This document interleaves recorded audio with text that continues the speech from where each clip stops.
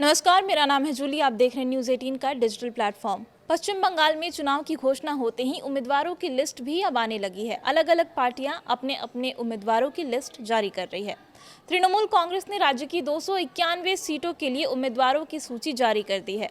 Party अध्यक्ष ममता बनर्जी ने कहा कि तृणमूल कांग्रेस दार्जिलिंग की 3 सीटों को छोड़कर सभी सीटों पर चुनाव लड़ेगी। दार्जिलिंग की 3 सीटों पर तृणमूल कांग्रेस चुनाव नहीं लड़ने वाली है, क्योंकि इन 3 सीटों पर अनित थापा की पार्टी चुनाव लड़ेगी। तृणमूल ने उनके साथ गठबंधन किया है। ममता ने इन 3 सीटों को छोड़कर 291 सीटों के लिए उम्मीदवारों की घोषणा कर दी। उन्होंने कहा कि पार्टी उन विधायकों का इस्तेमाल दूसरे तरीके से करेगी जिन्हें इस बार टिकट नहीं मिला है। इस लिस्ट में सबसे बड़ा नाम जाहिर सी बात है कि खुद मुख्यमंत्री और टीएमसी प्रमुख ममता बनर्जी का है, जो कि दक्षिण कोलकाता के भवानीपुर से चुनाव लड़ने वाली हैं।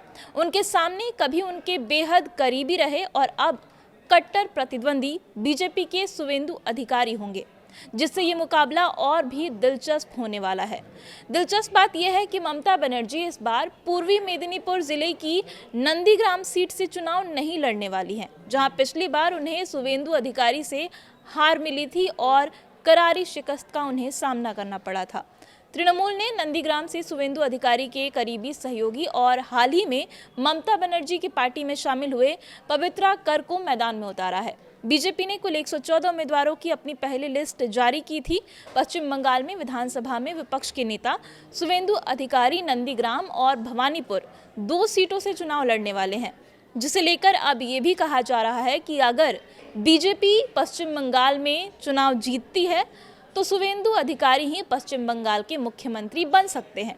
हालांकि बीजेपी ने बंगाल चुनाव के लिए अभी तक आधिकारिक तौर पर मुख्यमंत्री पद के लिए किसी भी उम्मीदवार का नाम घोषित नहीं किया है, लेकिन 2 सीटों से अधिकारी को मैदान में उतारना चुनाव प्रचार में उनके नेतृत्व का समर्थन जरूर कहीं ना कहीं दिखा रहा है और ये बताता है कि पार्टी नेतृत्व को अधिकारी पर कितना ज़्यादा भरोसा है।